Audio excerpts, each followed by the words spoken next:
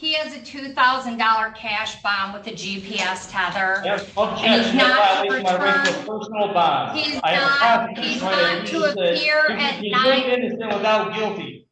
He cannot come to night or be in contact with Crystal Martin. And then we've got Mr. Martin. He claims to be an attorney, so he refuses to speak with Mr. Fanto.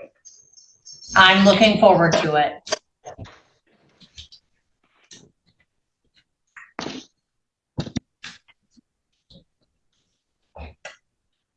All right, this is 241388, the state of Michigan versus Eric Joseph Martin. Sir, can you tell me your name?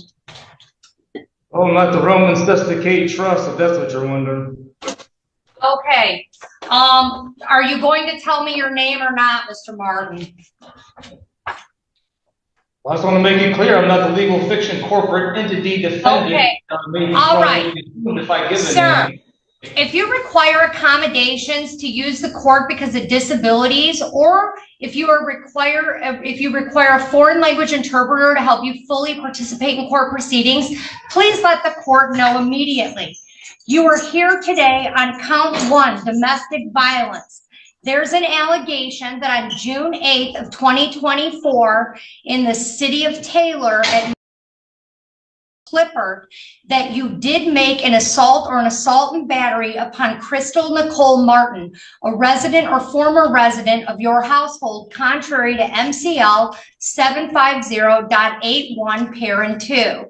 This is a misdemeanor punishable by up to 93 days in jail and or $500. A consecutive sentence may be imposed under MCL 750506A if the assault was committed in a place of confinement. Those are the charges against you. You've been brought to court on a misdemeanor charge, and you have the following basic rights: to plead guilty, not guilty, or to stand mute. If you stand mute, a plea of not guilty will be entered, and you may plead no contest with the permission of the court. You have the right to a trial by a jury and to have the assistance of an attorney.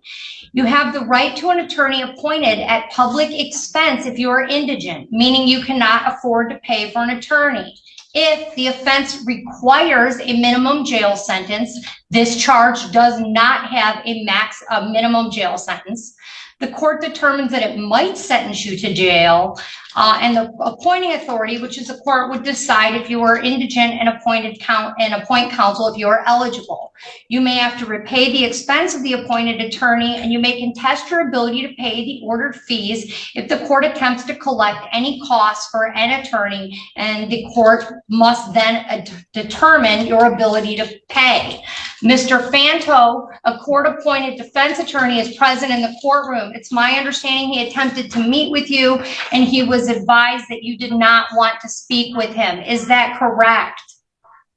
Because of the unfairness of the laws that would fraudulently assume if I take a lawyer that I would be giving up my right to be one of the sovereign people and be fraudulently assumed to be a legal fiction defendant, yes, I have. Okay.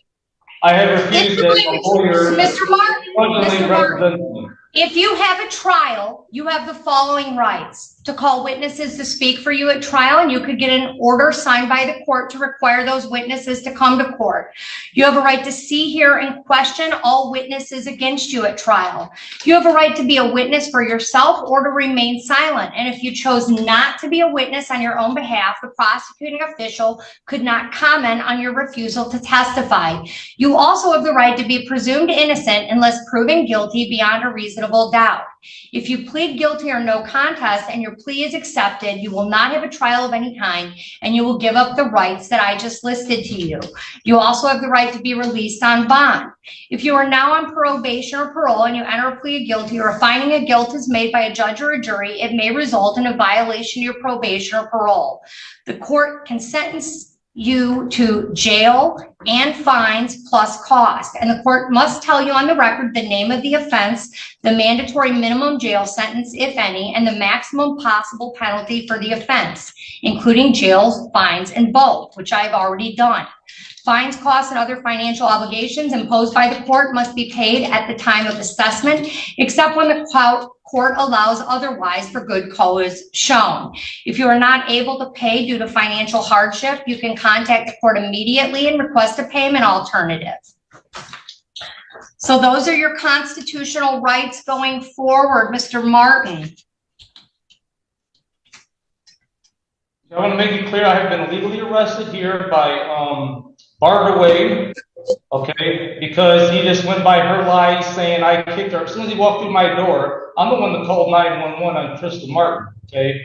All right, And, sir, you have a constitutional right to remain silent, and anything you say with respect to this case could potentially be used against you in a court of law. So I would advise you at this time to remain silent with respect to the actual facts or allegations listed in the complaint and misdemeanor complaint, which I've read to you. Sir, are you gainfully employed? Well, I wish to finish before I answer your questions. I will answer your questions. I want to finish exercising my First Amendment right, freedom of speech, and continue what I was saying. Okay, sir, you are to appear in court as directed. I'm not going to argue with you, Mr. Martin. I understand your sovereign citizen argument. It's not the first time I've seen it or heard it. You are under the jurisdiction of this court. This court has jurisdiction under the Michigan Constitution and the laws of the state of Michigan. You are charged with a 93-day misdemeanor, sir. You've been advised of all of your rights. Okay, you have a First Amendment right, certainly, but you are here for an arraignment, not to lecture me on sovereign citizen beliefs, okay? I'm trying to get you through this and make sure you understand the process. You are to appear in court as directed. You're not to leave the state without permission of the court. You're not to commit any new crimes while released. You're to immediately notify the court of change of address or phone number. You're to have no contact with the complainant, Crystal Martin, in this case. Do you understand me? No, I do not understand in that I do not stand under the charges, the false fraudulent charges, but I do comprehend. But as I was saying, I was illegally arrested in violation of my due process rights. There's not sufficient evidence for my arrest that I did any domestic violence. Barbara just arrested me anyway. There's no video of me assaulting her. She did not see it. She just told a lie. I actually had a PPO on her. Sir, do you understand that they have no contact with Crystal Martin? And then you need to tell her, do not come to my house. She keeps coming to my house so she can set me up with these lies because my sister keeps letting her over. I have no, I don't want to contact her, but she needs to stop coming over to my house. You know, I've been living with her for 30 years. Miss Maudlin, Let me finish talking. I have the First Amendment right to talk. I have the Mr. Martin, it's clear to me at this point that you have no respect for the court. I believe that you're a danger. I can't get any information from you as to whether or not you have another place to reside, whether or not you understand the court's no contact provision. I need to know that you understand what I am telling you, because I am attempting to set a bond on your case. And if you want a bond on your case, you've waived your right to an attorney. And I'm trying to figure out, do you have another place to stay? Do you understand what no contact means? And if you're not going to express to me that you have an understanding of what I'm saying, and if we can't get on the same page about that, then I'm inclined to not give you a bond. Do you understand me?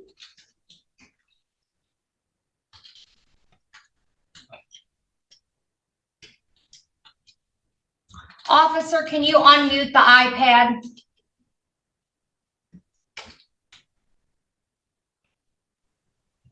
Do you understand me, Mr. Martin? I comprehend you, yes. Okay, do you understand that I said you were to have no contact with Crystal Martin? Yes, but she needs to stop coming over to my house. I'm not trying to contact her. She's coming over to my house so she can make false allegations like this, set me up so she can have the whole house to herself, her and my sister. This is what the whole agenda is of her with my sister. Lisa Martin tried this before, even though I proved to the court before the video of my sister Lisa Martin trying to set me up with lies and try swinging at me, assaulting me. I have this on video saying that Crystal Martin here. I have her on video swinging at me in dealing with the prior case she tried to bring in. Okay. So, I have evidence that she is aggressive towards me. Mr. Martin, does Crystal Martin live at the home on Clifford Street? Yes, she comes over like for a day or two, and my sister lets her come over, and she stays there for a day or two. Yes, and then here and there. Okay, so your sister owns the home. No, she doesn't own the home thing. So my understanding is the bank really owns it. It's always been like my parents' house. But I don't even think really my parents own it because they didn't finish paying off the mortgage or whatever. So I think technically it's the bank's house, but me and my brother and sister have been staying there for a long time. Me there for like 32 years. My parents have passed away now, so now it's like a fight with them two. They're trying to take over the whole house by coming with false allegations, by telling cops, oh, he assaulted me all the time. There's no evidence. Not true, it's a lie. There's insufficient evidence in violation of my due process rights. But Bartaway arrested me anyways, and this is just what she wants. So they can have the whole house to themselves. I even filed a case with Crystal Martin. All right, so you're not to have contact with Crystal Martin. You're not to return to 9 Clipper in the city of Detroit, or in the city of Taylor, I'm sorry. You're allowed. Objection, in violation of my due process. You cannot deny me my right to live at my house because of an unsupported allegation by her, which is a lie at that.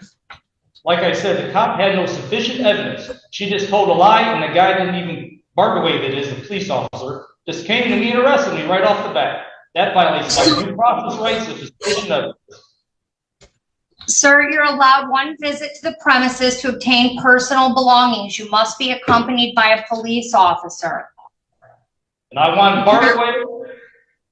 Well, hold on, I'm gonna let you finish. I'm just gonna finish what I got to say so you don't cut me off. And I want Bartaway arrested for his illegal arrest.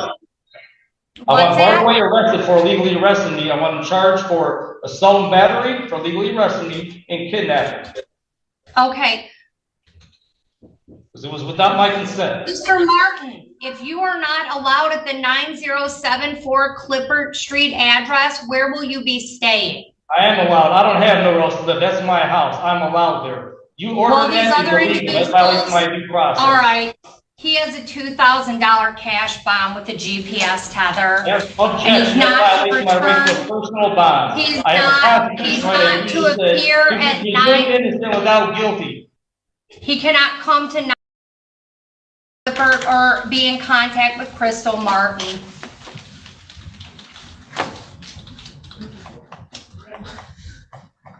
I've entered a not guilty plea on his behalf.